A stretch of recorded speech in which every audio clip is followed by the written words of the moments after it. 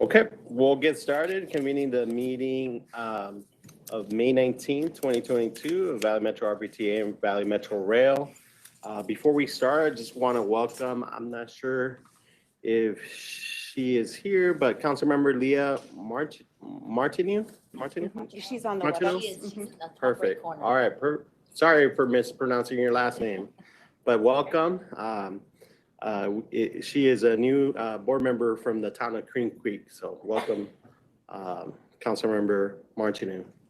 I'll have Pat do the roll call. Okay, good morning, everyone. Vice Mayor Veronica Malone, City of Avondale. Councilmember Clay Goodman, City of Buckeye. Present. Mayor Kevin Hartke, City of Here. Chandler. Vice Mayor Monica Dorsey, City of El Mirage. Here. Town of Fountain Hills, Councilmember Mike Charnow. Here. Town of Gilbert, Mayor Bridget Peterson. Here. City of Glendale, Councilmember Lauren Tomlichoff. Here. City of Goodyear, Councilmember Bill Stipp. Present. Maricopa County Supervisor Jack Sellers. Here. City of Mesa, Councilmember Francisco Heredia. Here. City of Peoria, Councilmember John Edwards. Here. City of Phoenix, Mario Paniagua, representing Valley Metro Rail for the City of Phoenix today. I'm here only for the Valley Metro Rail Board. Thank you, Mario. Town of Queen Creek, Councilmember Leah Martineau. I'm here. She's here. Okay. City of Scottsdale, Councilmember Betty Janik. City of Surprise, Councilmember Chris Judd. Here. City of Tempe, Councilmember Robin Arredondo Savage. Here, ma'am. Thank you, ma'am. City of Tolleson, Councilmember Adolfo Gomez. Town of Wickenburg, Mayor Rui Pereira. Here. And Town of Youngtown, Mayor Michael LaVault. Yes, Pat, I'm here. Thank you. Chair, we're ready to go. Thank you, Pat. Again, we're still doing a hybrid meeting, so folks on the WebEx, please mute your microphone if you're not speaking. If you do have a question, put it in the chat box, and we'll come back to you and call on you for that question. So we'll move on to our first item, public comment. Public provided an opportunity at this time to address the committee on non-agenda items and all action agenda items. Folks have 3 minutes. I'll call on Marvin Lofton. Sir Lofton.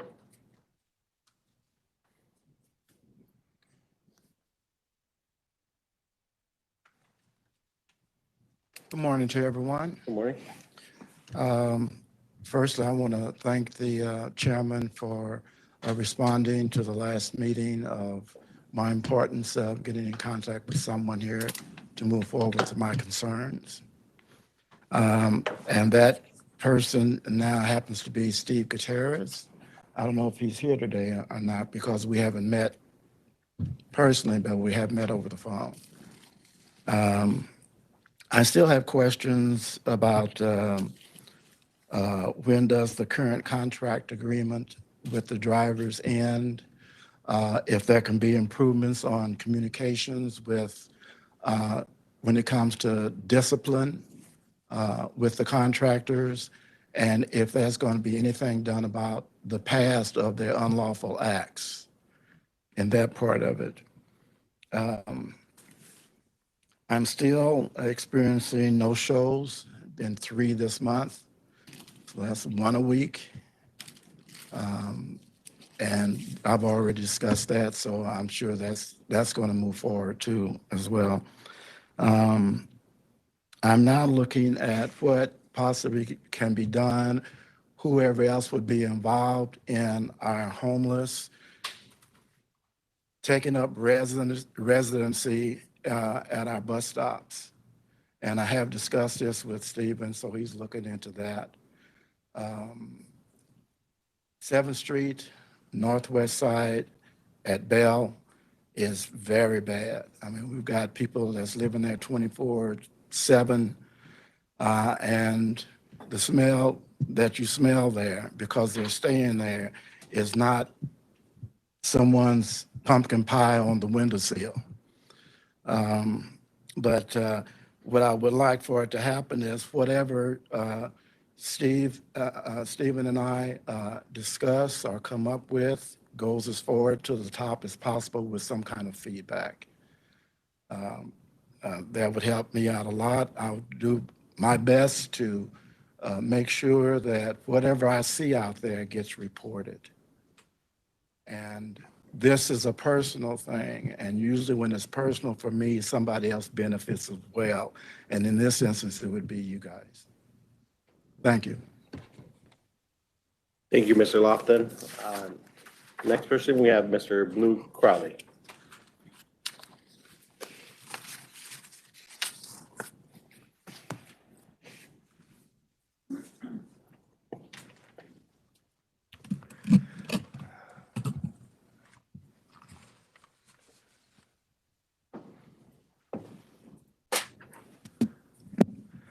Few things here to discuss with you. One of them is agenda item 6.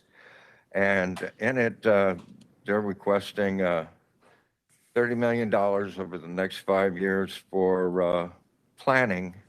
And and it says support transit planning for local communities. All right. Well, if you go to the back page and it says, the amount that RPTA is going to be using is at the maximum, 1.5 million of the overall contract. And that this year's portion, 9.1 million will go to rail and 212,000 will go for bus. And I'm wondering, we're spending 9.1 with the rail for their planning. And part of it is planning where they're going to be dealing with buses. Why they're not paying that dime? Why they're bringing the RPTA board into this to say, hey, you guys need to spend up to 1.5 mil to get this done and accomplished. But then when I extrapolate the 212 to the 5-year contract, I come up with just about $100,000. What percentage of 30 million is $100,000? Just about 1%. So why have it in there that way? Why aren't you paying your part of the share? I also have the document that I'd asked for, or not the document I asked for, but another one. The one I've asked for, you're going to try to produce again. But it has in here about jurisdictional equity and that of the super grid, that 400 proposed 32 routes, but our current plan only has 24. And I count up these that I've been showing to you and I go, all right, we'll start 32 of them. That would have been an 08. And you haven't done any. You know, there are little bits and parts that did get done and accomplished. But if your reduction was what it was, then where is your production? And it also says in here about jurisdictional equity and having the different entities work on the cities rather than the region. And I look at the 2018 one, and it's the 303 Shea to Frank Lloyd Wright, and I go, all right, so Scottsdale, Phoenix, Surprise, Peoria, Glendale, and that little bit of County Island that's out there.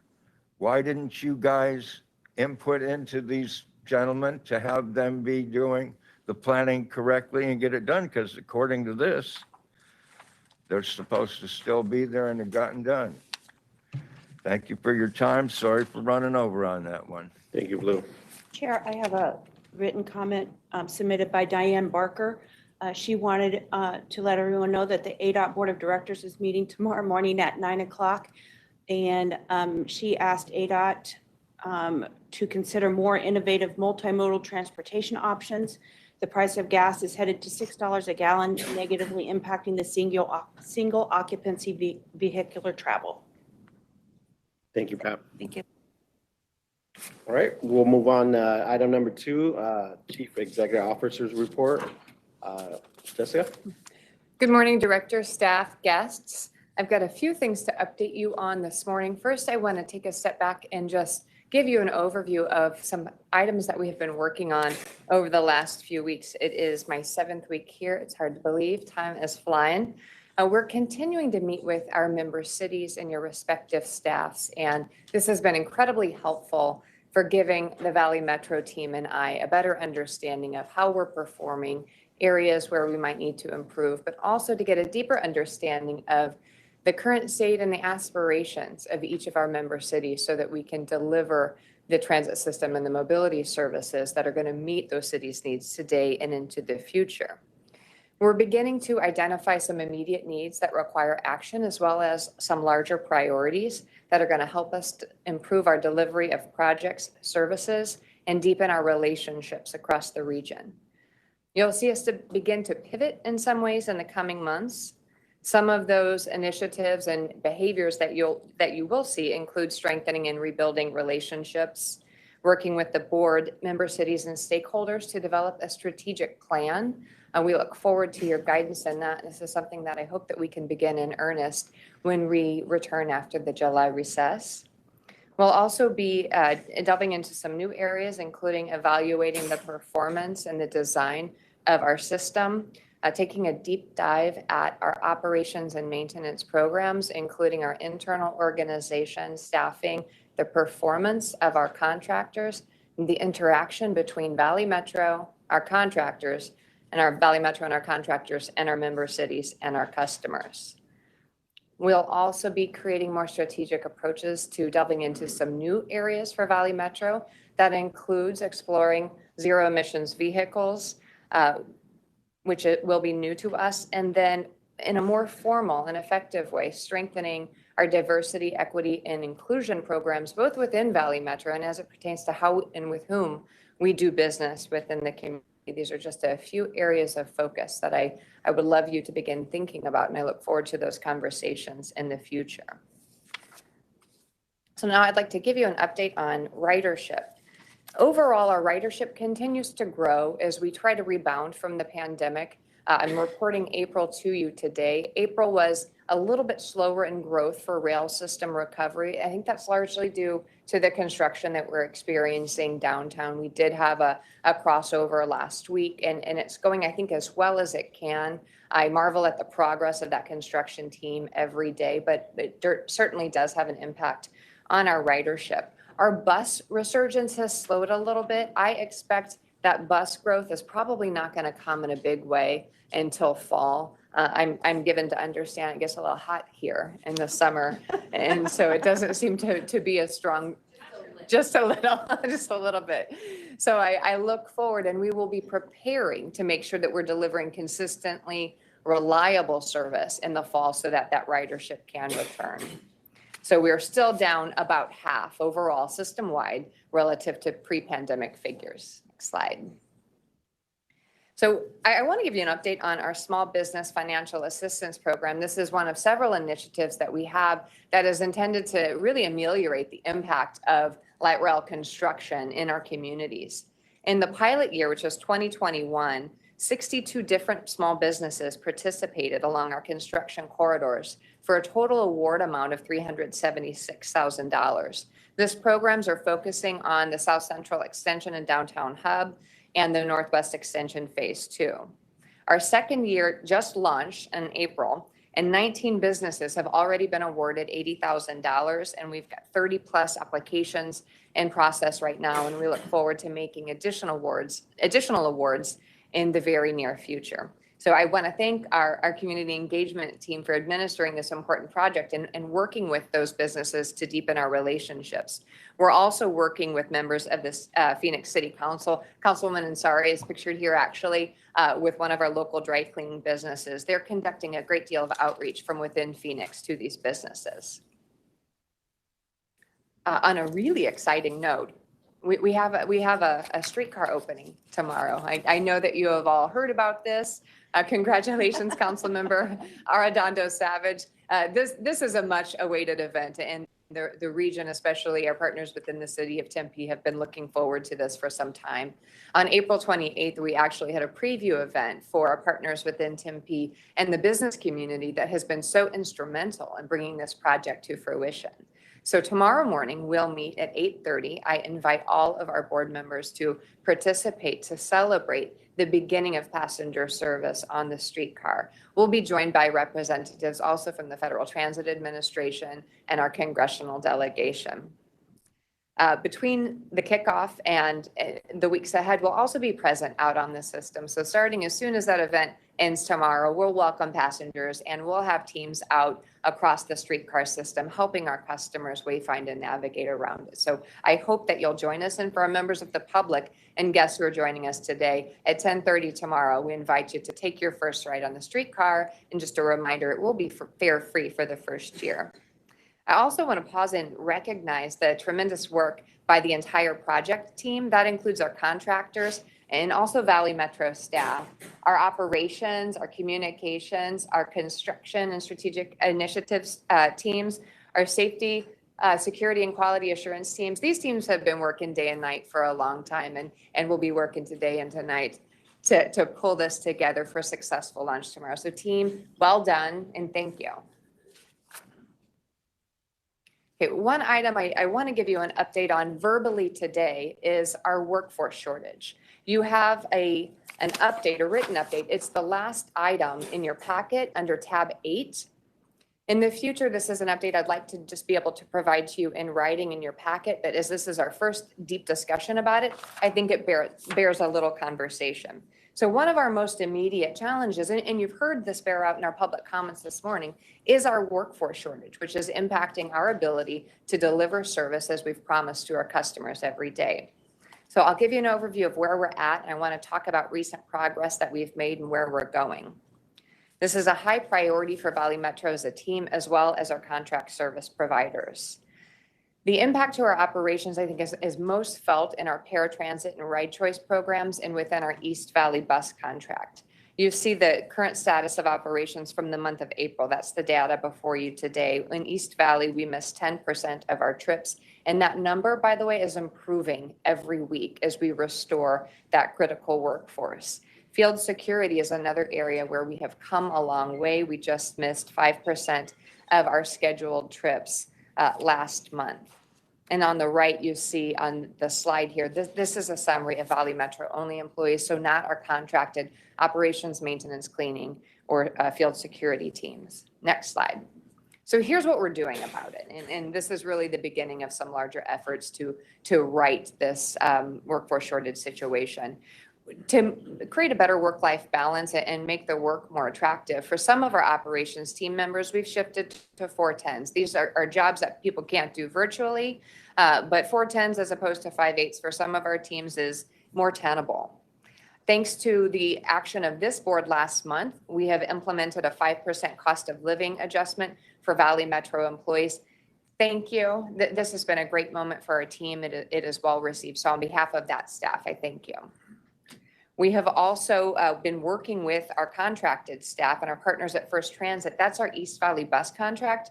They've implemented a $5,000 hiring bonus that's paid over the course of 6 months, so you can ensure some retention through that training and that initial performance months. And that's helping us really move the needle on that East Valley contract. Our cleaning workforce, that's our contractor, DMS. They have implemented a sign-on bonus. This is one of those areas we've touched on before where we're going to have to address the wage rate so that we ensure that we've got sufficient contract service to maintain our system in a fashion that our customers have come to and should expect it to be maintained. Allied Universal has implemented a $1,000 or $500 signing bonus depending on the credentials of our candidates. The impact of that signing bonus and some of the changes that Allied is making within the contract, next slide, is palpable. And I've noticed just in the last couple of months, the increase in presence of the Allied staff across the system. So Adrian, congratulations to the work of you and your team and Allied. So here's what our progress looks like. Since the last time we discussed it, We have decreased our vacancy rate for traction power technicians. These are the technical teams that work on our overhead catenary systems for light rail and now streetcar. Our customer service vacancy rate has gone down, and we'll be looking at some things we can do for the work environment and the structure of the work for those customer service teams. And then field security was previously at a 35% vacancy. So this is an area where we have made notable progress. We've gone from 35% vacancy to 14% vacancy in the last month or so. Where we're stagnant is light rail vehicle inspectors, electromechanics and communication systems technicians. So there are some short-term strategies that we're going to have to address. This needs long-term strategies too, including workforce development and pipelining to these skilled trade positions that we're going to continue to rely on to support our rail system. Next slide. Just take a look at our calendar ahead. So as we approach the month of June, we hope to bring that budget across the finish line for our fiscal year that begins this July 1. We'll meet TMC, RMC, and then AFS the week of June, the week of May 30th, later in that week, and then we'll come together again in this forum June 16th. And we've got a couple of items that will be on the agenda for approval in June that are going to help us begin to pivot in some ways, including with the composition of our team here at Valley Metro. And then, as I'm also given to understand, the much awaited recess of meetings in the month of July, and we'll come back together in August. It seems to be the trend in Phoenix, right? Everybody leaves. Yeah. Noted. We're not opposed to that. Am I right? Noted. And one last item, next slide, I want to leave you with. Director, some of you may be aware that Mike Manow, our general counsel, is actually leaving Valley Metro effective tomorrow. Mike has been our general counsel at Valley Metro for 7 years, and we're grateful for Mike's leadership, his stable hand, and his good judgment to both staff and the board over this period. Mike has become a trusted advisor. Even in our short time working together, he has become a trusted and valued advisor. In his role as general counsel, Mike, of course, handles all of our litigation. He helps to mitigate risk through guidance to staff and review of all of our contracts, and that is just an essential function of the general counsel. And of course, he's reviewing all of our agreements inside and outside the organization. And as we move through updating some of our contracts, this is going to be especially important as we look ahead. And we're going to need great involvement between our new general counsel and our new chief procurement officer and our new chief financial officer. So we look forward. I knew a lot of people, and I look forward to rebuilding this team with a really deliberate focus. I wish Mike well in his new endeavor. Mike, do you want to just take a moment to give a few words to the board? Yes, thank you. Yes, thank you, Jessica. I'm trying to figure out who that guy is in that picture. I think that was taken a couple years ago when I had some hair and a little bit a darker facial hair. Yeah. Wow. Thank you. You know, this is recorded, so we have to be a little careful. Thank you, Jessica. It has really been an outstanding honor and privilege to serve as general counsel here for just shy of 7 years. I'm really grateful for the incredible personal and professional experience that I've had here, to be sure. To the full board of directors, we have had an opportunity to tackle some exciting, innovative, and tough issues over the years together. And you've always done so with so much respect for the surrounding circumstances and environment, such grace and credibility for our critical public service mission, and I've always been grateful for that. I can say with great emphasis that in serving as general counsel, I have the greatest admiration for you. I'm pleased to know that Valley Metro is in a better and improved position now than it was before. Jessica, the board did one heck of an excellent job in selecting you as the next chief executive officer. Having worked very closely with you over the last, I was going to say 2 months, but I guess it has been 7 weeks. Very closely with you over the last 7 weeks now. You have incisively shown all of us the forward-looking leadership, the vision, and that get back to work and get it done style that is exactly what Valley Metro needed. and is really positively resonating in the hallways. And I will certainly miss that. To the greater Valley Metro family, I cannot thank you enough for the experiences together. I am tremendously optimistic about the future of transit in our region. And I deeply value each and every relationship that I've had the privilege of building over my time here. Thank you. Mike, thank you for everything you've done to help advance our shared mission of moving transit forward across the valley. Now, we'll get back to work. Back to you, Chair Heredia. Perfect. And I think some folks want to have just quick comments on your departure, Mike, so. Go ahead, council membership. You know, I look back at the theoretical short time that I've been here, if you look at that. I didn't want to call out how long others have been on the board, but they sit on the other side of the table. You know, Mike, I think one of the things that we all really experienced was the board's confidence in your leadership ability and your ability to help us through this transitional period that we were in, which is completely different than the last transitional period that you were here for. At the end of the day, you've been a very steady hand in everything. And as a board member, it's been reassuring to have somebody with your demeanor and your experience here as a general counsel. So I know we're going to miss you, but certainly in an opportunity to develop yourself, excited for what the future has. So good luck. Mr. Chair. Go ahead. Thank you. Mike and I think my very first meeting was the day that we had a very big news breaking story happen in Valley Metro. And I think it was Mike's first meeting as well. And I think neither one of us even knew where the restrooms were, thinking, what are we even doing here? And then the next meeting, we had a process server walk in the door and serve every single board member. And Mike's just his skill and his kind of low key way in dealing with some really difficult circumstances that we've navigated our way through as an organization. I mean, I had every confidence in him being able to go and deliver what the board is saying is negotiate this. These are the results that we want, and he's able to get it done. So I've appreciated your leadership, the way you handled, deftly handled some very delicate situations to try to move the organization forward, always on the eye on moving forward and putting these, nuisances behind us. And I'm very happy for you. I wish you well and hope to cross paths with you sometime in the future. Thank you, Mike. Mayor Peterson. Thank you, Chair.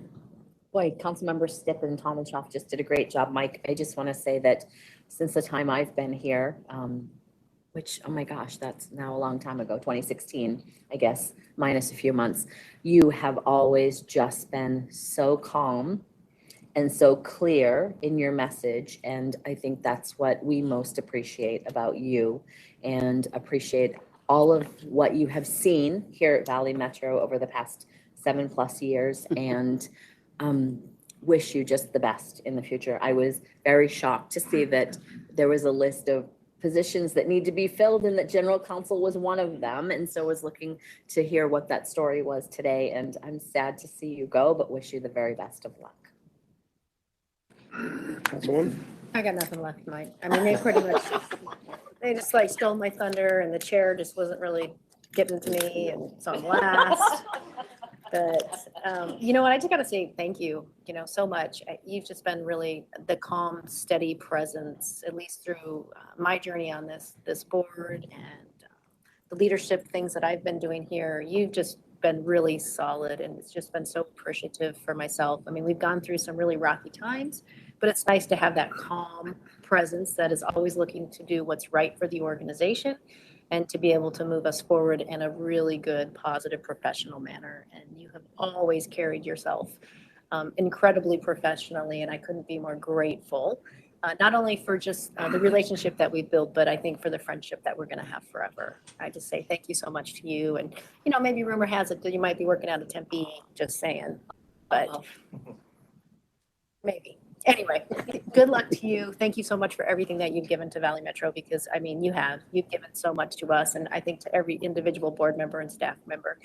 Your professionalism, I said, goes unchallenged by me. So thank you so much for everything, Mike. Thank you. Anybody, do we have anybody online? Well, appreciate Mike. Best of luck and look forward to hearing from you soon. So thank you.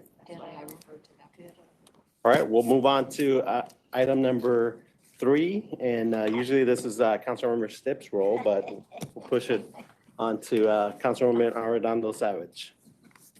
Pushing it on to you. Yeah. Thank you. Well, you know what? Hot We seat. did our best. We did our best at the Audit and Finance Subcommittee without the sunshine leadership that we had from Mr. Stipp. And we do continue to do really good work and spend a lot of time and energy, not only mostly just really focusing on what we're doing in the budget. And so I thank you, Tyler and Jim, for always indulging us in our questions and really trying to get us in a really good place moving forward. And so some of you that haven't noticed, there have been over 100 questions asked in regards to this budget moving forward. And I think that just really speaks volumes to how much we care, how much we're engaged, and we really want to do what's right for this organization and public finances and making sure that we're doing everything right. So this last meeting, we had a really good opportunity to look a little bit more at, of course, the third quarter. So thank you, Tyler, for that. And then also we spent most of the time really just looking at the inflationary and the continuing commitments section of the budget that will be presented. So we had a lot of good conversations. We talked a lot about some of the challenges, and I think Jessica mentioned that today, especially in the labor market and some of the things that we're going to endure, and then what we can do to be creative and flexible to overcome those.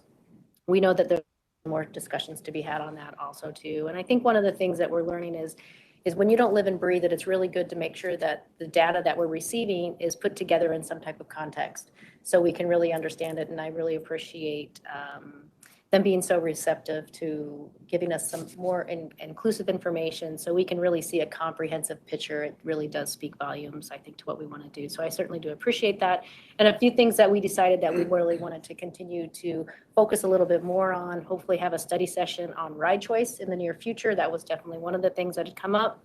And then we want to take a little deeper look in regards to our electric vehicles and what we're doing for the non-revenue fleets and for our fleet vehicles too, and kind of what that looks like, and really feel that needs a bigger discussion too. And also to talk about bus service contracts in the very near future. So those are the few things that we have on the radar in the future. And I'm not sure if I missed anything, so I will ask Frankie and Lauren if you think I did.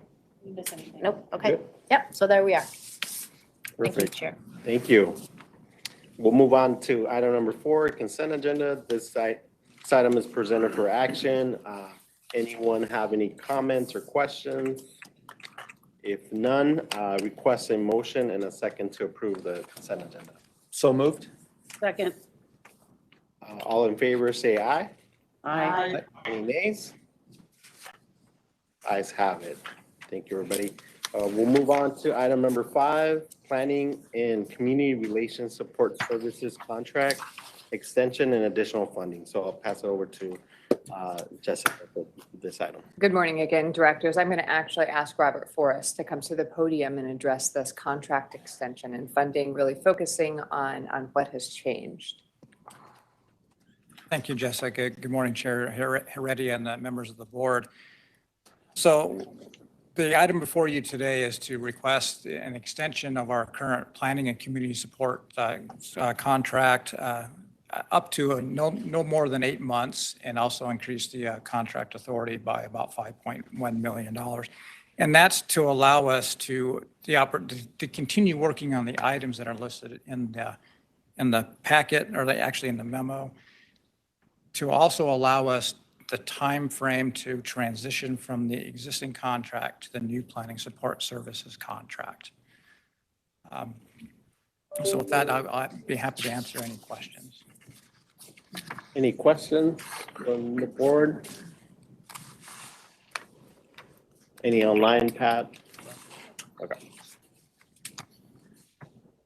All right. Request a motion and a second to authorize the CEO to increase contract expenditure authority with HCR Engineering, Inc. to a not to exceed amount of 1.5 million in fiscal year 22 to allow for an extension not to exceed 8 months and 3.6 million in FY 23 for a total not to exceed amount of 5.1 million. Second. Second by Mayor Peterson. All in favor, say aye. Aye. Any nays? I'm sorry, who motioned? Councilwoman Savage and then Mayor Peterson second. Ayes have it, motion passes. Thank you, everybody.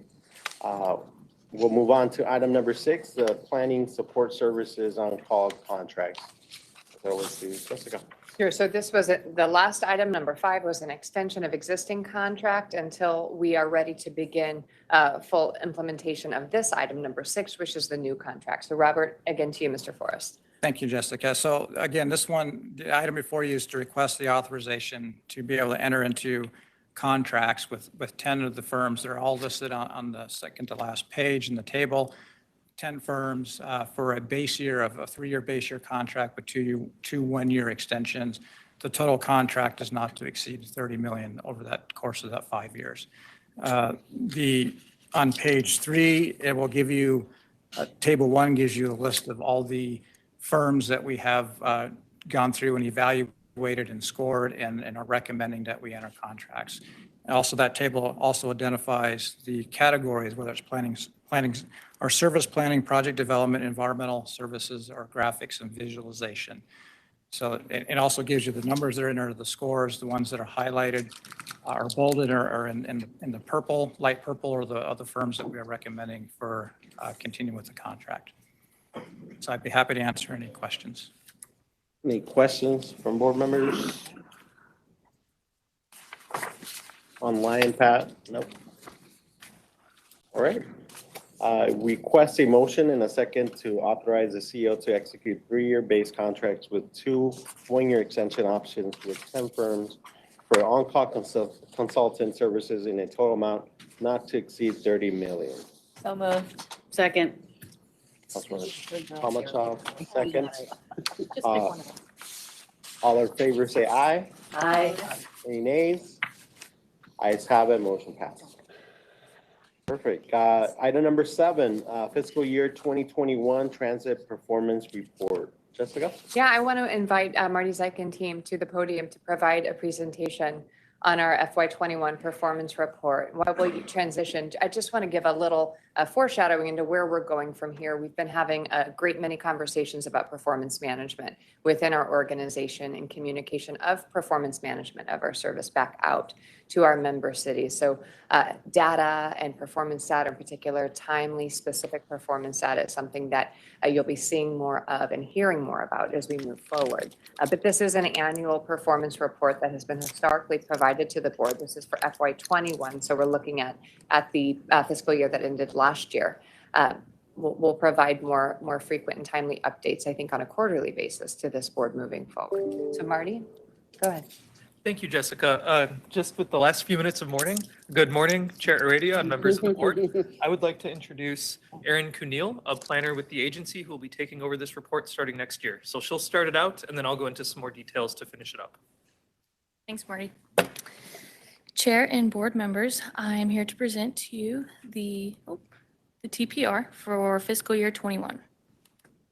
As a reminder, fiscal year 21 spans from July 1st, 2020 through June 30th of 2021. Some system highlights include seeing an almost 48% decrease in total boardings from fiscal year 20. We see year on year about 3/4 of all system boardings are found on bus. Valley Metro Rail has a 2.16 boardings per mile, which is the highest of any mode. And ADA paratransit trips are at an all-time high on-time performance of 91.5%. And the average Vanpool user pays $4.69 per trip, which covers the vast majority of that program. As I mentioned in the last slide, ridership is down a little under 50%. It is important to remember here that COVID impacts were present for the entirety of FY21 and only 4 months of fiscal year 20. And operating cost per vehicle revenue mile, we saw a 4.7% increase from fiscal year 20. It is important to mention that inflation was increasing at that time.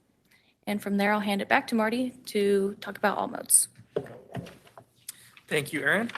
So starting out, looking specifically at just our bus system, as had been mentioned, our ridership is down about half year on year from fiscal year 20 to fiscal year 21. As was reported in the CEO's report earlier today, we are seeing that start to rebound on the bus system. Omicron did take a bit of a hit later in the end of calendar year 2021, but we are seeing that rebound, especially come the spring in 2022. Next slide, please.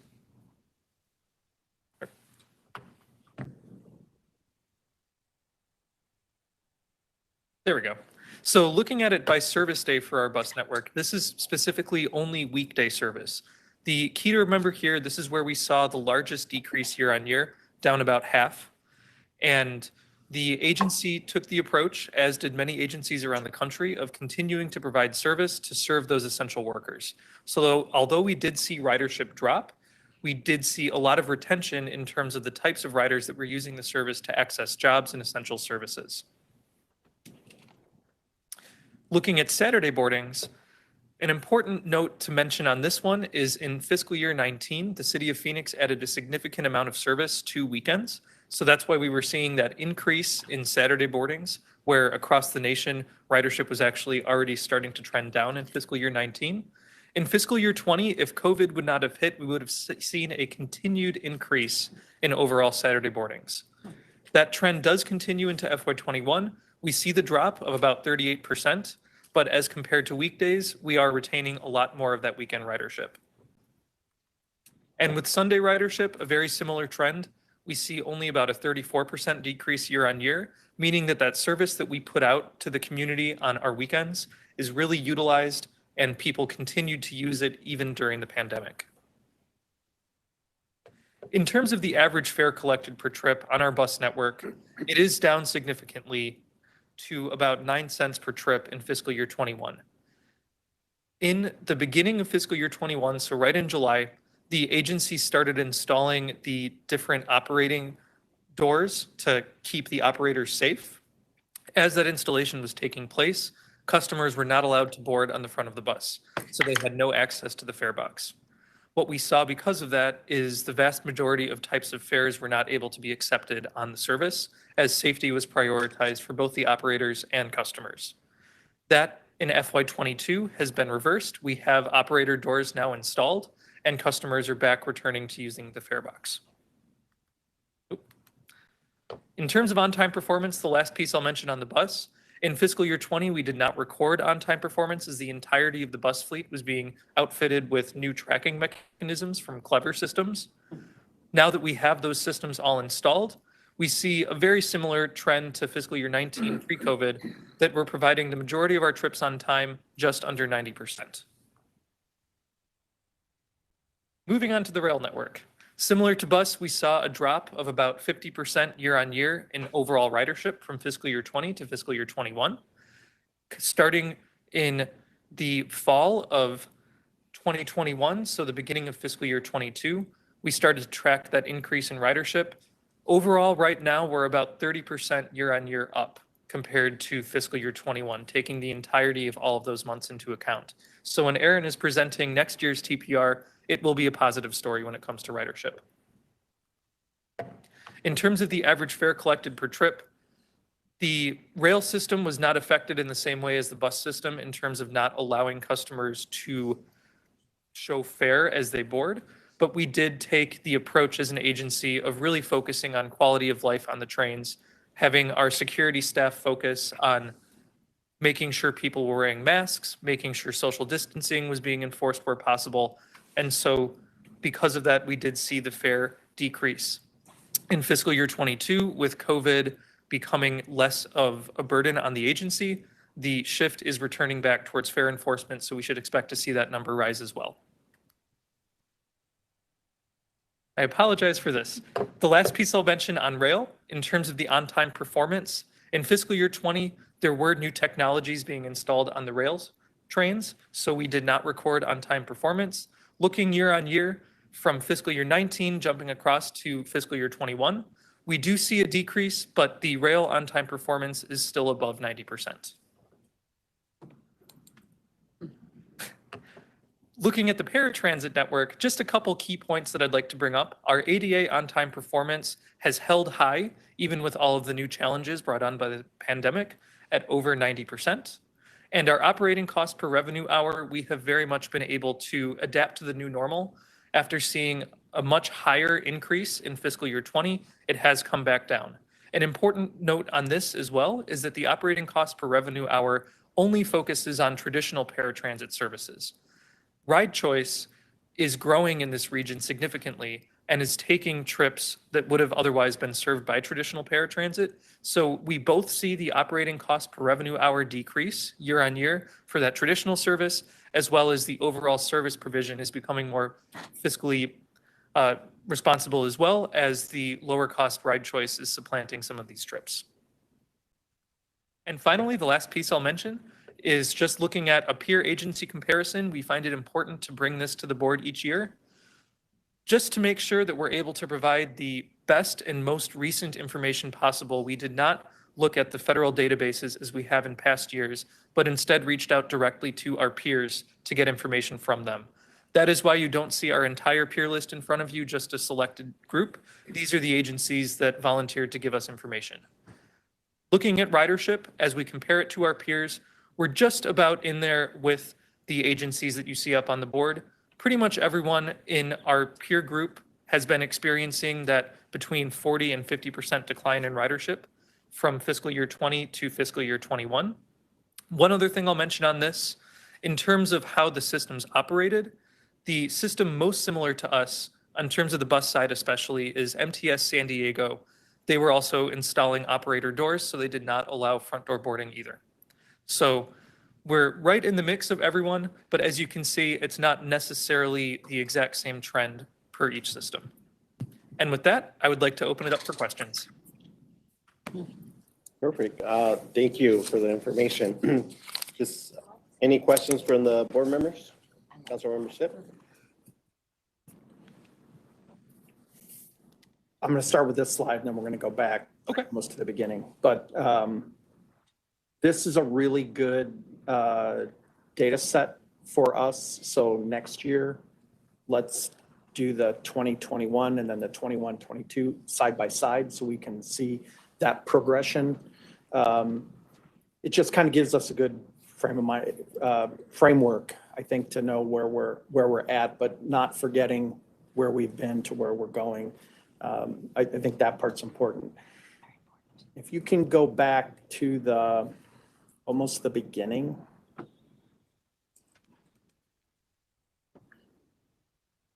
There we go.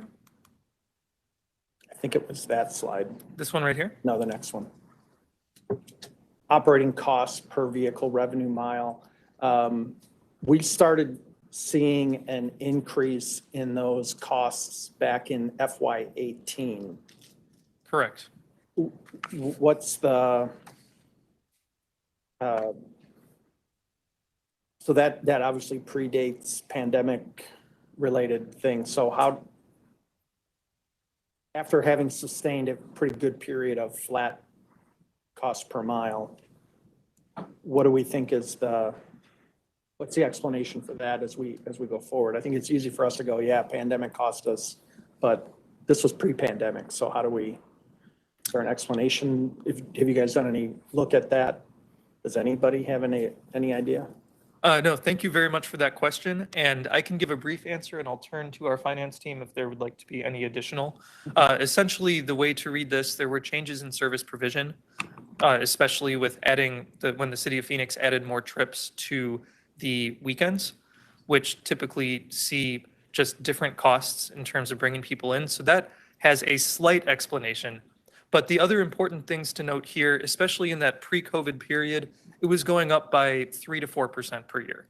So it was maintaining kind of that slight increase, but not necessarily jumping up. And then, as you had mentioned, once we entered into the pandemic period, we saw, again, another huge change in service provision and just costs increasing, both in terms of labor as well as other costs that get associated with putting service out on the road in a safe way. And then, of course, now it continues to go up with inflation and all of the concerns around with that.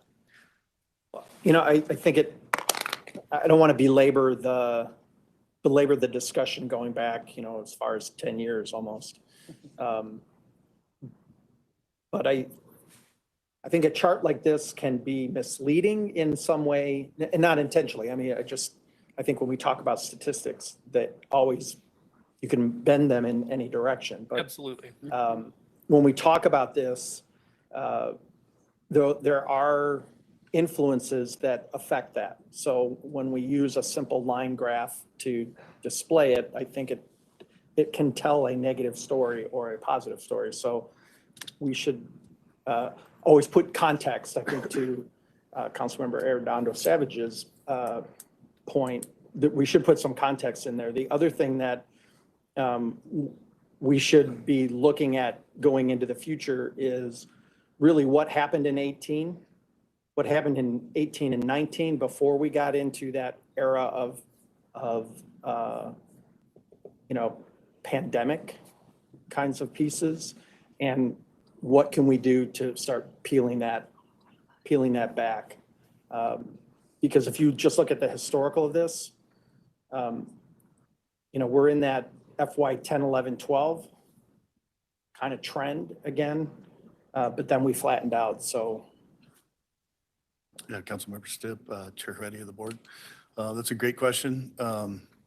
So what I'd offer is that we can do some additional analysis to look into what would be causing that, other than obviously the inflation that we've all been experiencing. This is all modes across the entire region. So there's different contractor rates operated at different jurisdictions. So I'd suggest that we come back, do a little analysis, look at, the modes by jurisdictions, figure out kind of what may be driving that a little bit more. It could be, one mode more than the other based on contracts or different, cost factors.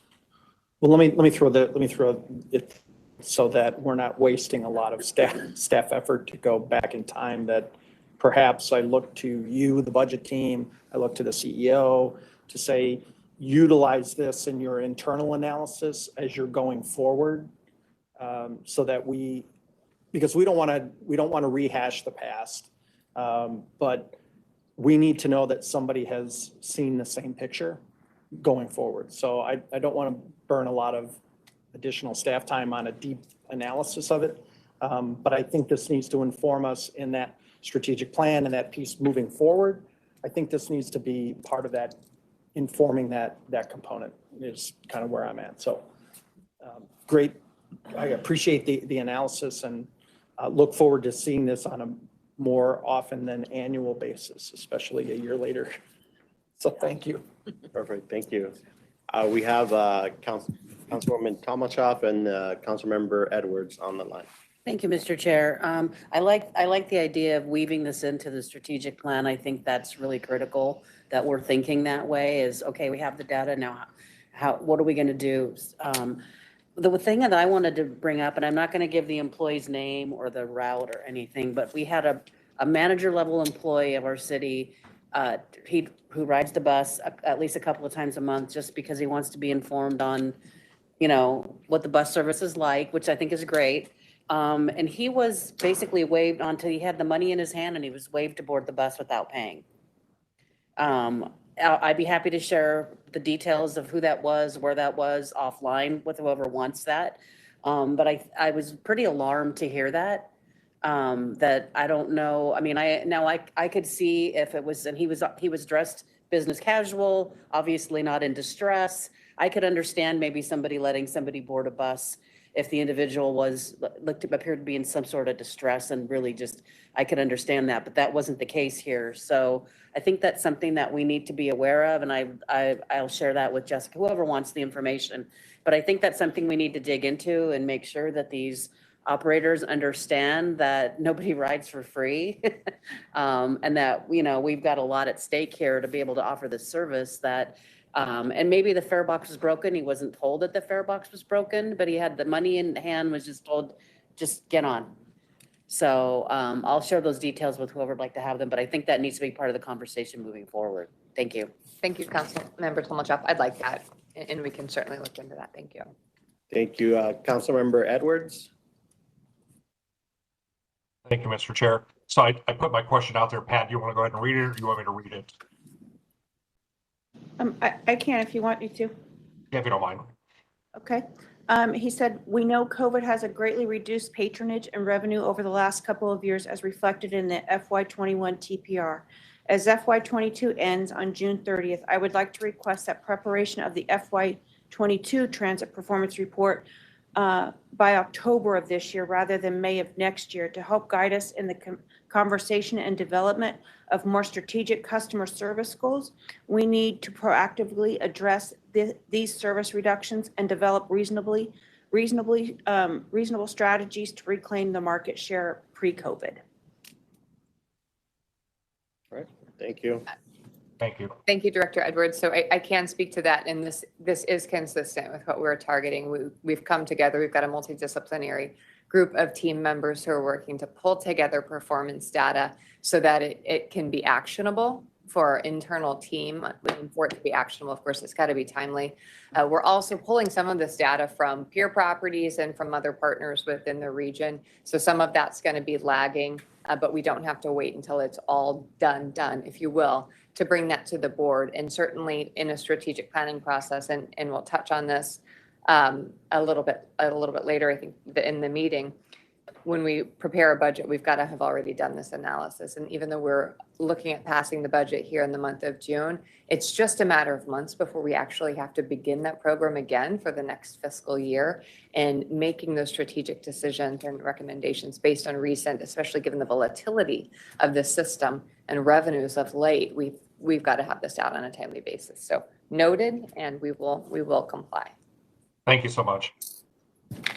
Councilmember Arredondo Savage. Yeah, thank you, Chair. Just one of the things, just for reference, and one of the things that we've been talking about in the Audit and Finance Subcommittee is when we have referenced fare enforcement, one of the things that we discussed was the role of the operator, and just to making sure consistency throughout the whole line. And we realized back then, it's probably been a couple of years that we've had this discussion, that there was some, Phoenix was doing it one way with a little bit heavier hand with enforcement, and then the rest of the line was not. So just one of those things I think to look at. I believe there was a recommendation coming back to incorporate some different training in the future. So we did have that consistency. So just wanted to give that history. So I appreciate Lauren for bringing that up, because obviously if that training's happening, it's not working, or maybe it hasn't happened quite yet. Yeah, so I think that training is happening now, but it is up to the contractors. And of course, we've got multiple different contractors providing bus service across the region, but we have customers who are interacting with multiple contracts as they move about their day. And so consistency and creating that standard is certainly a direction that we're heading, not just for fare enforcement, but a number of other aspects of our operation, including customer service and courtesy. Perfect. And the other, provide a comment to Councilmember Stipp's question on this land grab, maybe also providing content on the various points of time. I think like 18, we also in Mesa opened the Gilbert extension around there at that time. And so there's different timelines of what's happening. I think we don't operate in a vacuum. So there's various different, of course, COVID, right? Just making notes of in things like this information to pinpoint what's happening around us that is affecting us, maybe the cost per mile, or as we look at maybe in the future as we move to mobile payment, things like that we can pinpoint as why they're maybe increasing or decreasing. That provides a little bit more context to that information. Thank you. Perfect. So this is presented for information only. If no questions, we'll move on to item number 8, fiscal year 2023 Valley Metro operating capital budget goals. Go over to Jessica. So Mr. Hilliard is going to provide a quick update, Mr. Olson as well. I think we're going to focus this conversation on what's new and what we've been working on of late with respect to the FY23 budget. As Councilmember Arredondo Savage mentioned, we have received, I think, over 100 different comments and questions from our member cities. We've been working to be responsive to that. We appreciate the level of input and engagement. We've taken that feedback, as well as the feedback of this board and the AFS subcommittee, And we have made some changes to the budget. That includes striking some of those items that were originally included. Also includes reducing some of those items in scope. You'll see that reflected here. At our last AFS meeting, we presented a revised framing of budget, really trying to focus on the strategic goals we're trying to accomplish with those items that are new or significant increases or inflationary costs in some of those areas. And what I'm trying to do is shift us, what we're trying to do is shift us to a greater coordination between that which we hope to accomplish, our strategic goals and objectives, translating that into operating and capital programs, which are then executed through our budget vehicles. So we're backing into it a little bit now for our FY23 budget. For our FY24 budget, what we would love to do is to engage this board and our member cities and other stakeholders in a strategic planning process that's going to have to really begin in earnest in the month of August so that we can get going, because we've really got to begin that FY24 budget in November. So it doesn't give us a great deal of time, but in a sense, I actually do appreciate that urgency because it really forces the conversations, and it will be a natural continuation of the discussions that we've been having in these forums about FY23 budget, and then the discussions of late with the member cities and with the board members about what your goals and aspirations are and how you'd like to see Valley Metro adjust to better meet your needs. So this is one part of a much larger conversation, and I'd like to see budget really fit in as one component of our overall service program. So without further ado, Mr. Hilliard, will you walk us through today's presentation? Thank you, Jessica, Mr. Chairman, members. Well, probably the best news of the whole day, as Jessica said, I will not be going through the 1.5 inches of budget materials in your packet today. They're there, however, because we continue to update them for the discussions that we've had with you and your staff. And so let me touch on a couple of those changes just so that you can get the most out of them when you look at them. So first, you have the budget goals document. That was back from our first meeting with AFS on the budget. It takes the recommendations in our budget, those items that are discretionary in nature, and it groups them by the 5 major goals we're trying to accomplish. So you saw a prototype of that in our previous board meeting. We've prettied it up considerably. We also received feedback from TMC RMC that they would like to see us add some prioritization to that document. And so if you open that document, you'll see at the end of each section for each goal, there's a little table that runs the numbers, and we've added a priority category or column to the very beginning of each of those tables that groups all of the recommendations in one of 4 tiers, with number 1 being the most important. And so we hope that's a useful addition to you and having a sense of both what those recommendations relate to in terms of outcome, but also not everything is as important as everything else, and it gives you a sense of how we see those internally in any case. Second thing to touch on quickly, the budget details document, which is the one that has essentially the little form for each of the changes between 22 and 23. That continues to be updated based upon the questions that your staff ask us, where we think there's something that needs to be clarified or new information. You can tell what's changed because it's in italics, so you don't have to read through and try to remember back. Thirdly, based on some feedback from Councilmember Stipp, our budget question logs, and as you know, we have one for RPT and one for VMR, those are starting to become tomes. And so to make it a little bit easier to see what's a new question versus what's a carryover question from previous, we're bolding the new content in that document. So as you flip through, you can see what's new versus what's a carryover from prior months. And we're going to be updating those, all of those documents for each budget cycle going forward. So this is the May version. You'll have a June version for you for our next cycle, and we'll indicate the new stuff in the same way. So for today's presentation, there's really 2 things I'd like to cover. The first one, as Councilmember Arredondo Savage mentioned, the major focus for the May board cycle was inflation and continuing commitments. You may recall we focused really on the recommendations in the April board cycle. And as the AFS will tell you, I inflicted on them probably about a 1-hour deep dive into those topics at the AFS meeting 2 weeks ago, and then similarly punished RTAG just last Tuesday. And I think they can all tell you that that was not the most exciting presentation that they ever received. It is important, however, because as you'll see in a minute, the vast majority of the funding change from FY22 to FY23 is in this category. That's really what's driving driving this budget, more than 90% of the change that we're seeing. So it's important, we think, to make sure that you've got some clarity into what's been put in those categories and some confidence that it's appropriate and that the numbers that we're calculating are reasonable. And so we wanted to do deep dives both with the subcommittee of the board and with your staff so that they would have that sense of detail. I'm going to spare you that pain today, and I'm just going to touch very quickly on the 8 issues that comprise the vast majority of change. In the decks that AFS and RTAG saw, we had slides on each issue. I'm not doing that here. I want to just speak quickly to them, answer any questions that are top of mind or obvious for you. But as Jessica mentioned, I think the most important part of our meeting today is the second item, which are the revisions that we're suggesting to the 23 budget. We wanted to make sure we had time to cover those because they're really more substantive, more meaningful.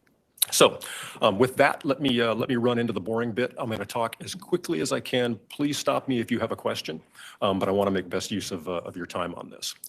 So as I mentioned a minute ago, this category is the vast majority of the change in the budget, $23 million in our PTA, $8.2 million in Valley Metro Rail, across, I think, 17 different issues. The good news is, about 93% of that dollar value is actually in 8 issues. So I'm going to talk to you quickly about those 8 issues today.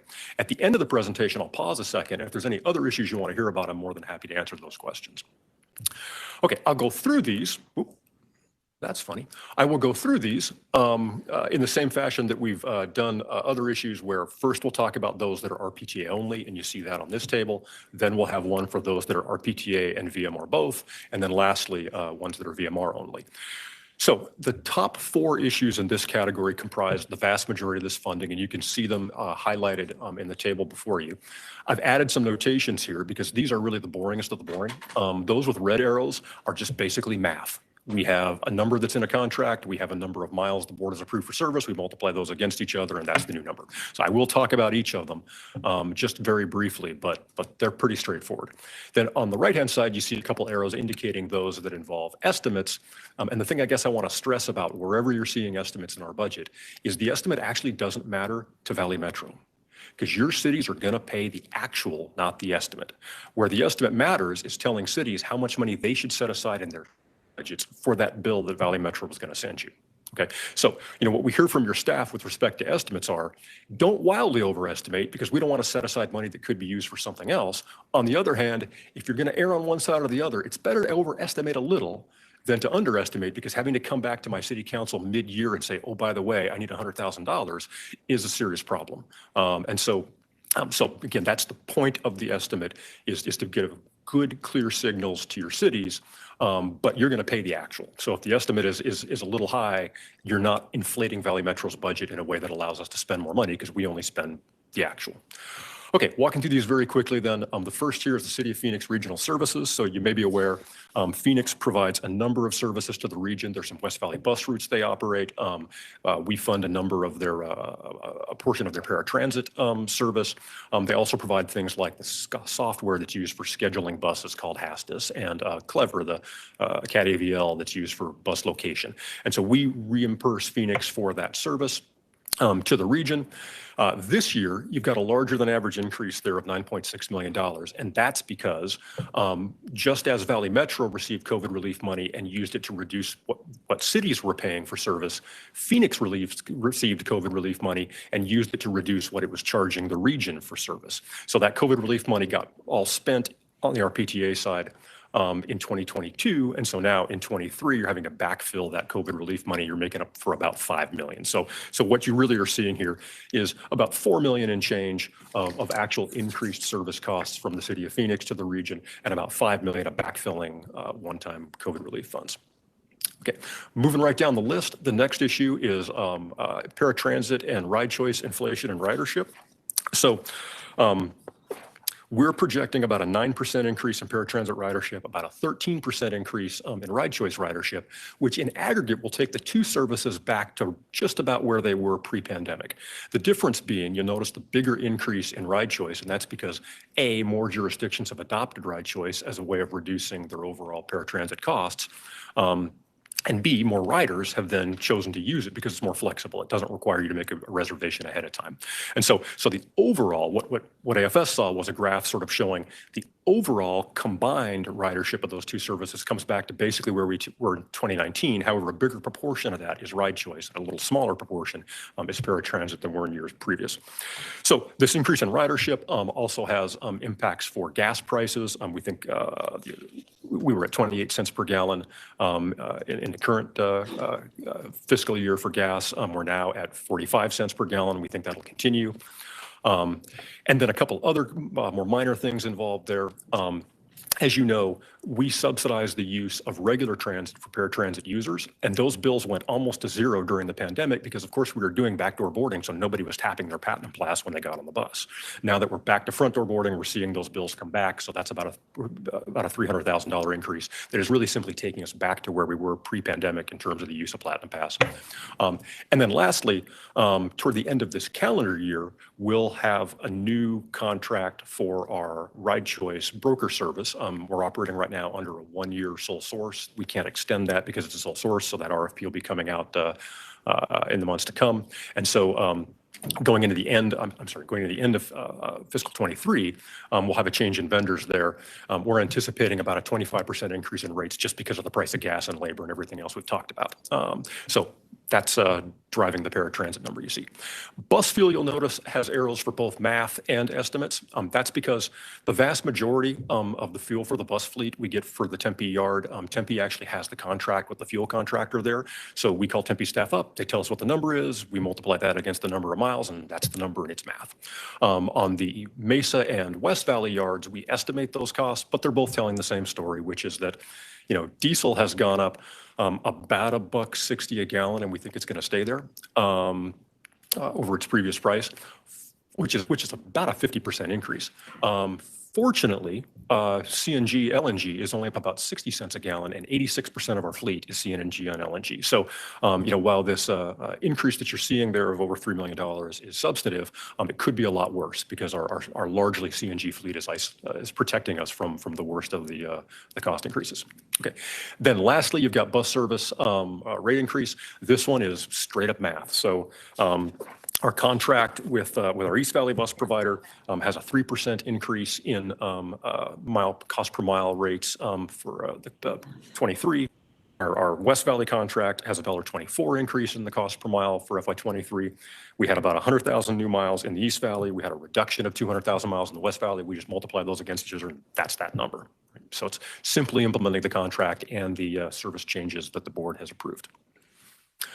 Okay, in our next category, we've got one straightforward one that's slightly more interesting. The top one here, new fare collection system for about $3.1 million, is the implementation of the new fare collection system that we've met on many times here. As you may recall, there's a number of aspects to that, new TVMs, new validators, et cetera. One aspect is setting up the call center to service customers who have questions about their fares because, we're going to be providing a lot more service, and a lot more value, but that also means a little more complexity for riders to deal with. So the board about a year ago approved us contracting with VIX, the company that's doing the larger mobile ticket, et cetera, to operate that call center. But that contract requires us to set it up initially. And so what you have here are the initial setup costs of that call center. And then some advertising costs associated with education for riders about the new system so they'll understand how to use the new tickets, and some outreach to paratransit users, because one of the most exciting things about this new fare system is we're going to require every reduced fare user to have a photo ID card that they present when they buy that reduced fare. So right now I can walk into a Circle K and say, please give me reduced fare, and they give me reduced fare, and as a result we have a lot of reduced fare abuse. So that new card will prevent that from happening if you can't show a card with your picture on it. But of course that means we've got to contact and engage and take pictures of and print cards for a whole lot of people to implement that system. So we need to be doing some outreach to make that happen. So that is that issue. The next issue, LRV and facility cleaning cost. This is the one odd duck in this bunch. This is the one that's not boring. And I'd intended actually to include a couple slides on this one, and I did an RTAG and I screwed it up here, so I apologize. I'm just gonna have to do it through words and maybe interpretive dance. So I can't wait for should I that. hold off on that one? Okay, all right, very well. He just tested us to see if we're awake. That's what he did, right? Okay, so we have talked in our previous discussions about the operations contingency and the potential need to adjust wages in some of our bid contracts. And we had those in a contingency because we said, you know, there's negotiations with the union, negotiations with the vendor, and we don't know what those numbers are just yet. Okay, this is one where there isn't a union to negotiate and we know what the numbers are. Okay, and that is for the company called DMS that does the cleaning of both our LRVs and also all of our rail stations. And so they right now have a 67% vacancy in the folks that clean, that power wash rail stations and that clean our LRVs at night.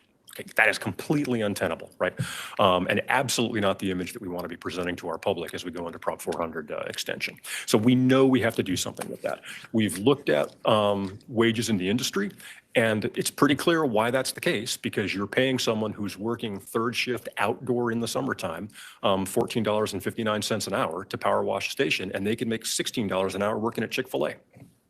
So what we propose in this item is providing a $3 an hour raise to those folks, and then up through the ranks, because there's other promotional opportunities for those people within this contract, supervisors and such. Now, when we presented this issue to AFS, one of the questions that Councilmember Tomlichov asked is, how confident are you that $3 an hour is going to fix this problem? Because we had a table essentially showing current job postings for janitors and landscapers and such. And when you looked at the rates that were being posted as entry level for outdoor jobs on third shift, they weren't.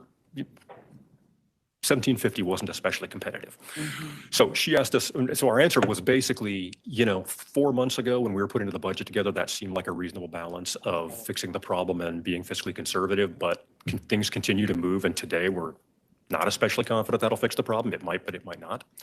So she asked us to work up a second scenario. We looked at a second scenario that instead of taking those folks from 1450 to 1750 would take them to 1950, which is about in the middle of that third shift outdoor that we were seeing for jobs posted, for fill right now. So at $3 an hour change, you have the roughly $900,000 that you see here. If we were to go to closer to $5 an hour, it comes up to 1.3 million. And so that's a decision that we'll need to make in the coming month over whether we start conservative and run the risk of not fixing the problem, or whether we're a little more aggressive at the cost of an additional $400,000 go forward. So this is the one substantive issue in our discussion here today that I wanted to kind of stress. I'll just tell you that when we presented the same information to RTAG, I think there was a general consensus that yes, this is a problem you have to fix, but RTAG also wanted to make sure that we weren't talking about bus operators and cleaners and security folks like they were in isolation, that we were able to look at the wages that we were proposing for those in a holistic way and make sure that they made sense across the way. And so I think what Jessica has suggested is that we come back to you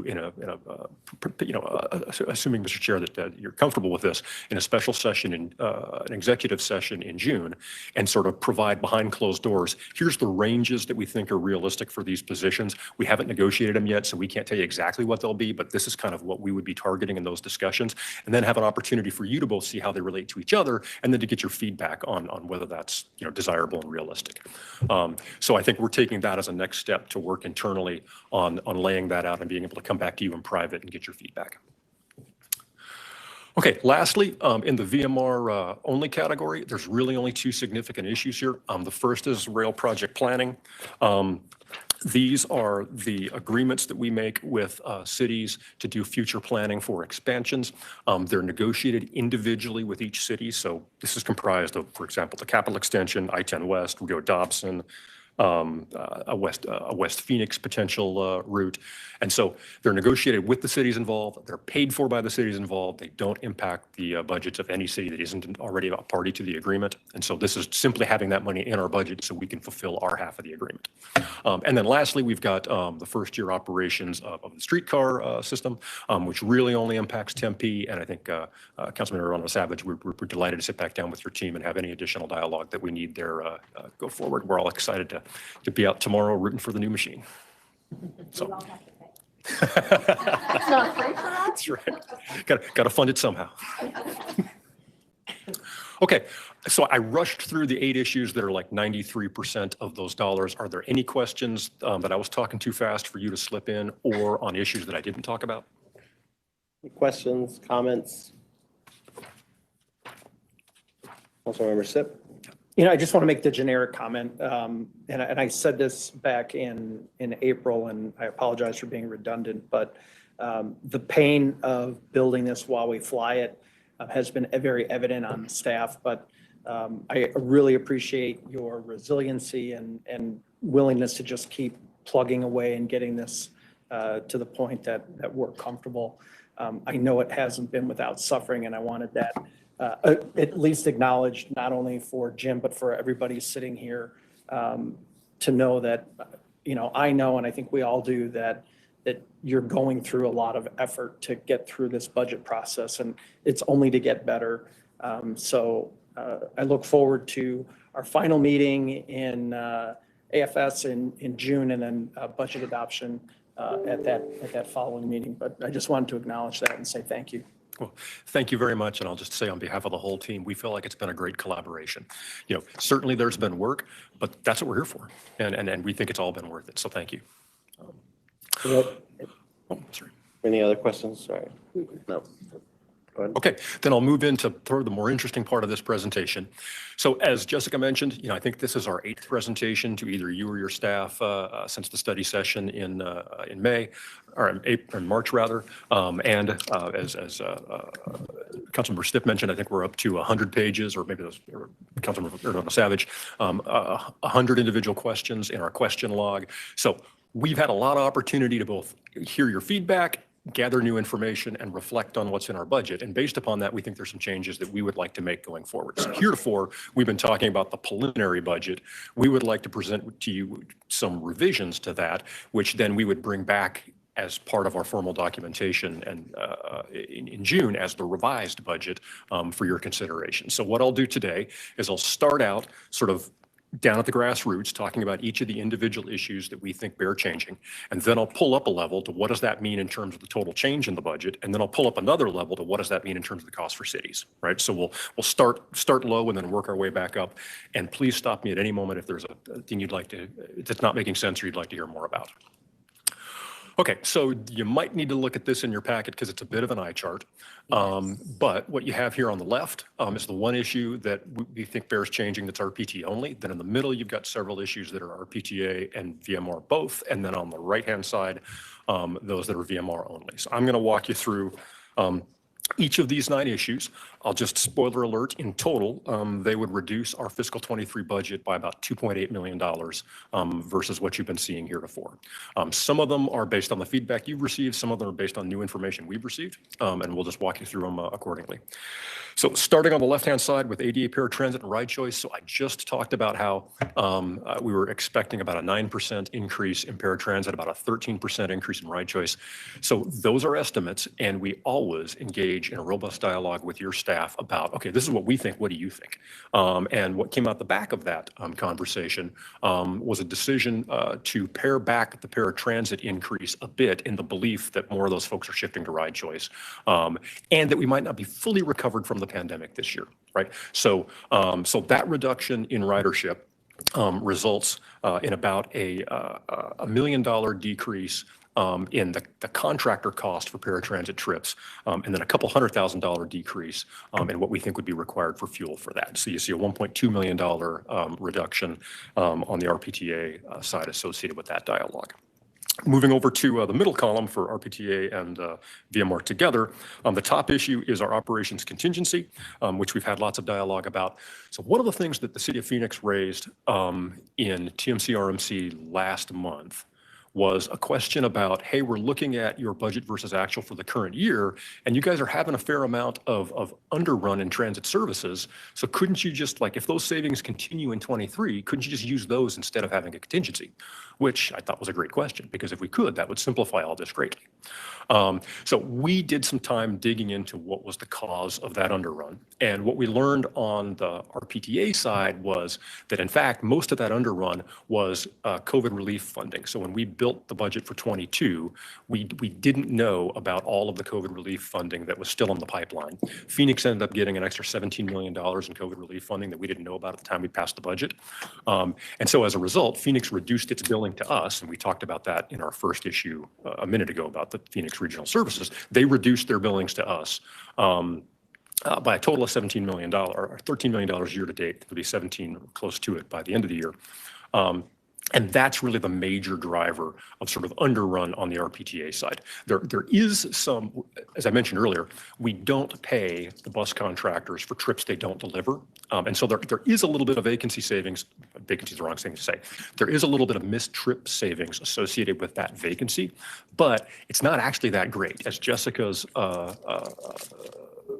staffing sheet showed, our East Valley bus contractor really only has about an 18% vacancy right now, and they're missing about 10% of trips.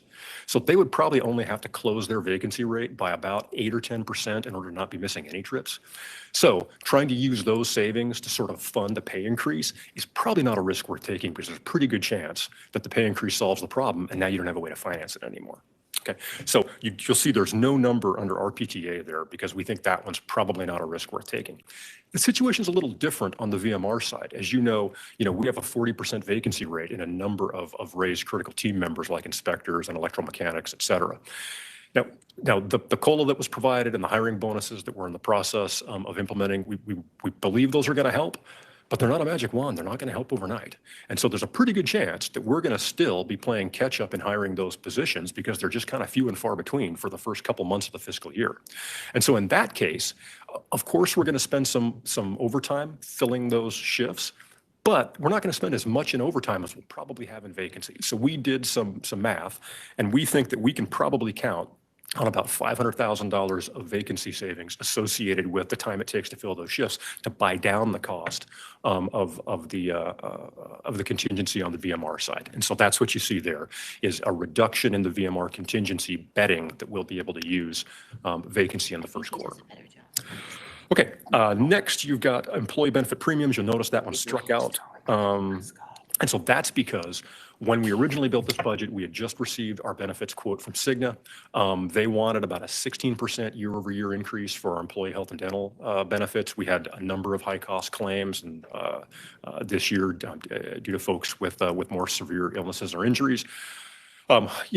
We thought that was too big a pill to swallow. So we went back out to the market and got bids. And fortunately, one of those bids, United Healthcare, said, we want your business bad enough, we're willing to take a loss on you. So we went back to Cigna and said, hey, Cigna, either you match United's offer or we're moving to United. And Cigna said, okay, we want your business too, we'll take a loss on you.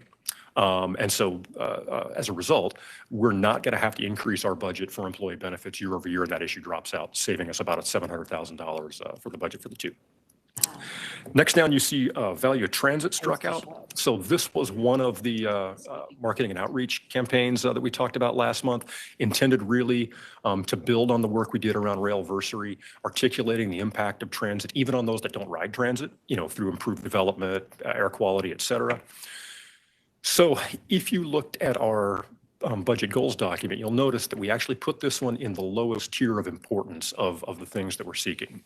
We did that not because we don't think it's really important to articulate the value of transit, But because we think we're in kind of a unique period, we're right here in the run up to Prop 400. And while on the one hand, that makes this kind of communication more important, on the other hand, we know there's all kinds of folks out there that are going to be singing that song on our behalf.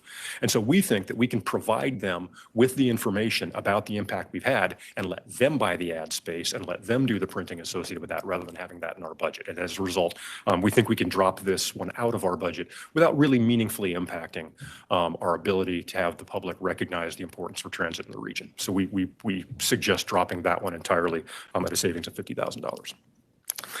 Next on the list, driver pedestrian safety is another one of our marketing and outreach campaigns. So this one isn't struck out. We're not eliminating it completely, but we're giving it a 50% haircut, cutting $50,000 out of the $100,000 campaign. So as you recall, one of the reasons we had a 48% increase in our insurance rates this year was because we're seeing an increasing incidence of people running into trains.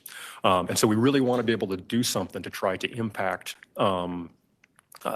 people's awareness of the transit environment and try to reduce those costs. But we think we can do that with a little bit less money, and therefore we're cutting that one by half. Last on the list for both is decreased recruiting costs. So you may recall we were seeking, I think, $140,000 in recruiting costs to deal with the weird labor market that we're in. Big pieces of that, like attending more job fairs, putting together a video that acquaints people with what a cool place the OMC is to work, and things like that. We're committed to those. We think we're really going to have them. Increased advertising, we know we're going to have to do that. That's the world that we're living in right now. There was an aspect of that budget that we thought we could pare back, and that was, as we talked about earlier, we have a general counsel, a CAO, a CFO, and a CPO that we're all going to have to hire in the next year. So a number of high-level positions, and because Phoenix isn't exactly a center of transit, some of those folks may come from out of state. They may require travel to come out and interview, and they may require relocation costs to be able to come from wherever they are now. So we'd included money for those relocation and travel costs in this line. We think we can pare that back by $30,000. If it turns out we need more, we'll have a bake sale. So, okay. Moving on to the last column of VMR only. There's two issues here. The first is the insurance contingency cost. So as I mentioned a minute ago, we had a giant increase in our insurance last year or the prior year. We talked to our insurance broker. They've said, yeah, you guys are onboarding new Tempe streetcar vehicles, new Siemens light rail vehicles for your extended miles. Tempe streetcars are running in traffic with traffic in a way that your current vehicles don't. We think you ought to bank on another increase this year. When we asked them what that was, initially they said 25%. And that's the number that was in the original budget, was that increase. We've talked to them again more recently and said, do you really think it's going to be 25%? And they said, you can probably get away with 20. So that's what you have here, $180,000 reduction, reflecting going from a 25% contingency for insurance cost increases this year to a 20%. He thought we maybe could possibly do 15%, and we were like, we don't want to surprise you guys in mid-year with Maybe kind of, sort of. So we think this is reasonable without being, creating additional risk. Okay, so those are the 9 individual issues. As I said a minute ago, they get us $2.8 million in total. Let me now pull up a level and illustrate how they impact the request that we've been talking about thus far. This is another one where you probably got to look at your materials because this slide's just a little too small. So this tricolor chart you saw in the original study session, and this one is for RPTA alone, which means issues that are in both RPTA and VMR are on this one and the next one you'll see because they reflect the portion of cost spread between the two. Green is inflation, blue is continuing commitments, black or our recommendations. So anything that's red on here is something we're changing. So just at a high level, without going through that in any more depth, I've said before that inflation and continuing commitments are the vast drivers of this budget. And you certainly see that here with the numbers, the totals at the bottom of the columns. And in fact, as you recall, our top 2 recommendations, the operations contingency and the Valley Metro staff labor market, those are inflation too. We just wanted to have more opportunity to talk about them. So if you were to set aside the inflation and continuing commitments in the Valley Metro RPTA budget, our total increase with the changes that we've talked about today would be less than $900,000 year over year. And in fact, as Councilmember Stipp pointed out in our conversation of the COLA last month, we started the year with a $2.7 million base reduction. And so then if you take away $2.7 million from the get-go, you're only adding in $896,000. If it were not for the issues that we just talked about in inflation commitments, we'd be looking at a $1.8 million year-over-year reduction, about a 1.8% reduction in this budget. So the point being here, this budget started out pretty conservative, except for the giant inflation numbers, and we've just made it significantly more conservative. On the Valley Metro Rail side, it's a pretty similar story. You'll notice once again that the top three issues in recommendations, insurance, operations contingency, and VM labor market staff, are also in effect inflationary in nature. And so if you set those aside, the total discretionary increase for Valley Metro Rail is just $2.6 million. Valley Metro Rail starts out with about a $500,000 base reduction. So if it weren't for inflation, the Valley Metro Rail budget would be going up $1.2 million or 2.7%, which, again, with a system that's moving from being a young system to an aging system, we think is also quite conservative. Okay, so that's how it changes the request picture. Now let me pull up yet another level and highlight how these proposals would change the cost to cities going forward. Once again, I apologize, an eye chart. So you may recall this from the budget study session as well. The top row is total costs. The middle row is city costs only. And the bottom one is basically everything that isn't a city cost, so that you can see what's happening in total and how it's impacting the IGAs to cities. So the quick picture here is, as we talked about just a minute ago, the total RPTA budget request would go down another $1.5 million based upon the revisions we've talked about. The impact of that on city budgets would be reducing the cost to cities by about $500,000. So the total cost to cities, increased cost per cities for fiscal 23 would be an increase of $13.3 million. Bear in mind, however, that 6.5, almost 7 million of that is backfill of lost COVID relief money, right? So that's just the backfill of lost federal funds. On the Valley Metro Rail side, a similar story. We've got a $1.3 million decrease in the total change from year to year, but an even bigger decrease in the impact to cities. So previously we were at about a $900,000 year over year increase for cities. With the changes that we're making here, that drops to $400,000. But remember that we've still got COVID relief funding in this budget. So next year that number is going to go up because we're have to backfill those lost COVID relief funds.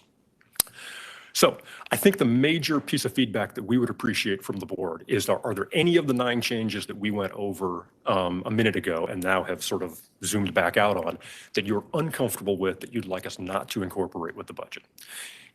If there aren't, we'll incorporate that additional $2.8 million of reductions into the budget documents that we bring back through the whole cycle, starting with AFS for June.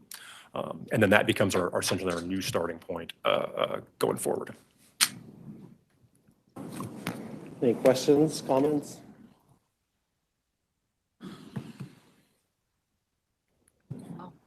Oh.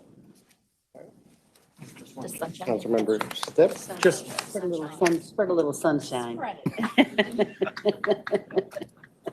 One of these days.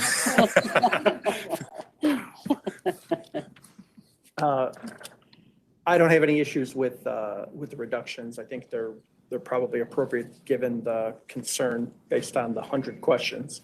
But I do want to it may be a matter of some, but I think it's important to point out that I think everyone on the board is not solely concerned with the city-funded portions. And we keep, and this has come up a number of times in the last year, so we keep talking about, well, the city portion. And I think we're really looking at this in its entirety.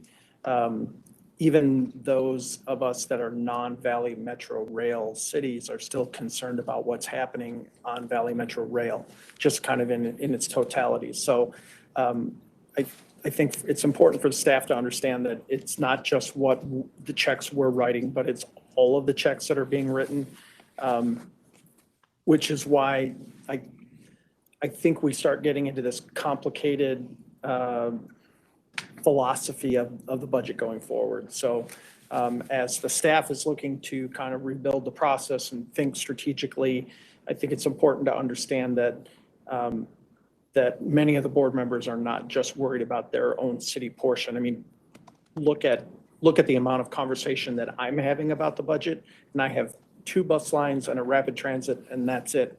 But what do you mean, yeah? Yeah, I have no business having any conversation in this, but I think in the overall view of it, however, we as a board have a responsibility for PTF funds, for city funds, for all of it. So I think as we're moving forward, losing that phrase in our lexicon and moving on to something else is probably going to be very beneficial going forward. But again, I'll reiterate, the work that everybody has done has been tremendous based on the feedback you've been getting from the board. And I'm looking forward to supporting this in June. Thank you for both. All right, any other questions, comments? No, so clear. All right, thank you. We'll move on to item number 9, quarterly reports. This item presented for information only. Is there any questions, comments? Thank you. Item number 10, travel expenditure and solicitations. Item again is presented for information only. Any questions? Item number 11, report on current events and suggested future agenda items. Any current events or future agenda items? Hearing none.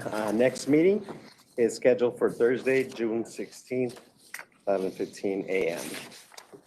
And we'll move on to our next meeting, Valley Metro RPTA.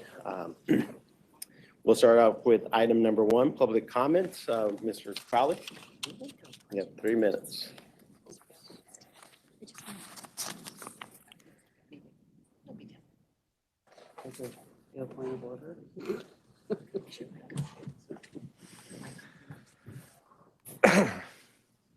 I have statements in here that say that they changed on the amount of funding and how it was going from system-wide to each of the cities, so that the super grid and that is having to be dealt with by y'all.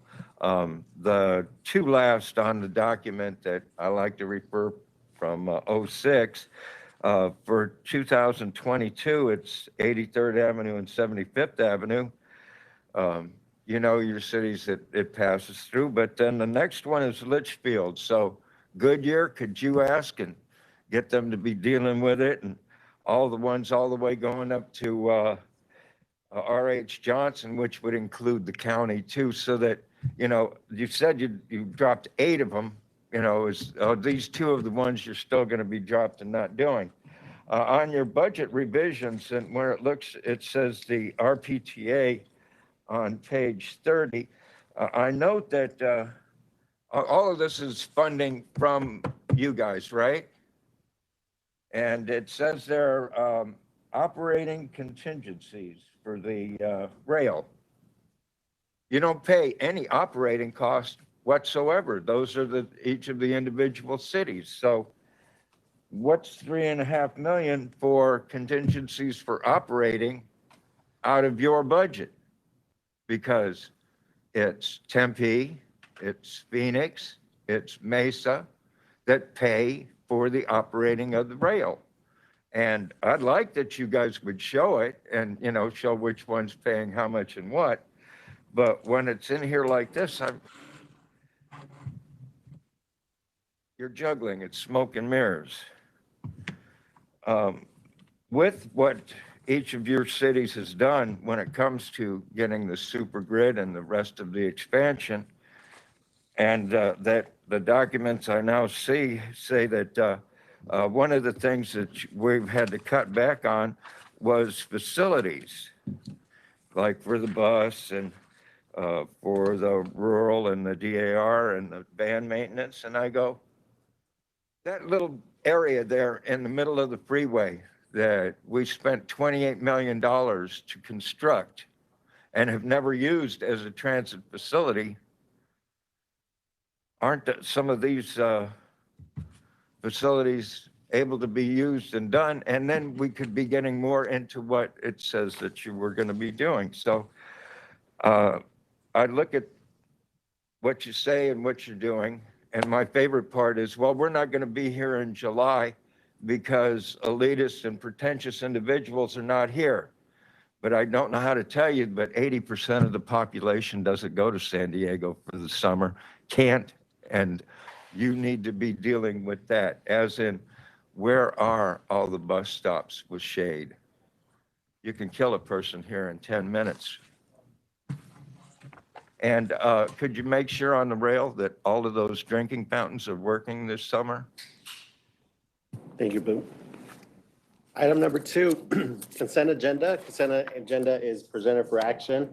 Anyone have any questions or comments on the consent agenda? Hearing none, request a motion and a second to approve the consent agenda. So moved. Second. All right, Councilmember Stipp, second. All in favor, say aye. Aye. Any nays? Ayes have it. Item number 3, report on current events and suggested future agenda items. Any events or items? No, just a note, next month we'll have RPTA board meeting, board officer and AFF elections will be held. Pat will be distributing a memo with the details and deadlines for letters of interest submittals. So do you know by when, Pat? Monday? Okay. So check your emails for that information. Next meeting is Thursday, June 16th. And we'll get started in about a minute for Valley Metro Rail. Have a great weekend, everybody. Thank you.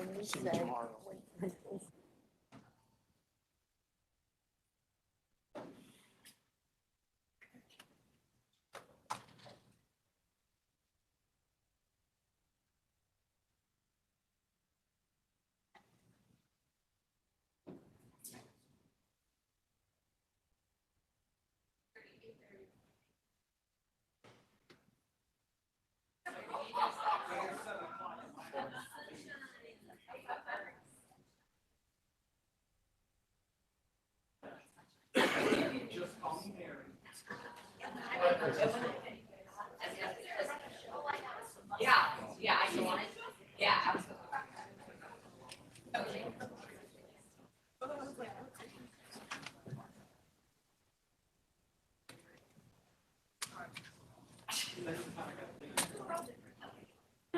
All right, we'll get started. Valley Metro Rail. Item number 1, public comments.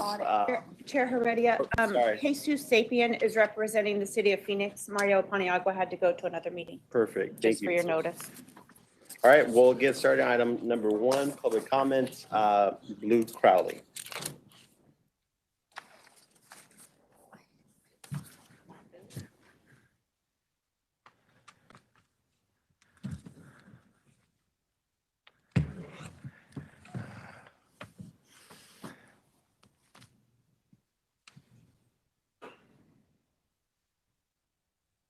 I can just talk to her.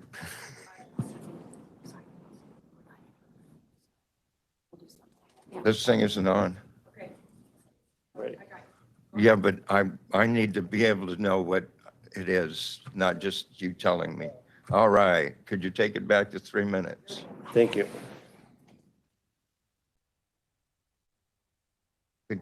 Okay.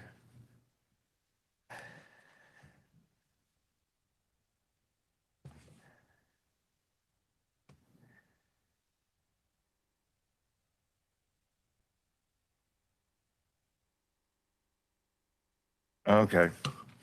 I'd like to point out to you your security on the rail and such, and the amount, what is it, $3 million that we're spending for them?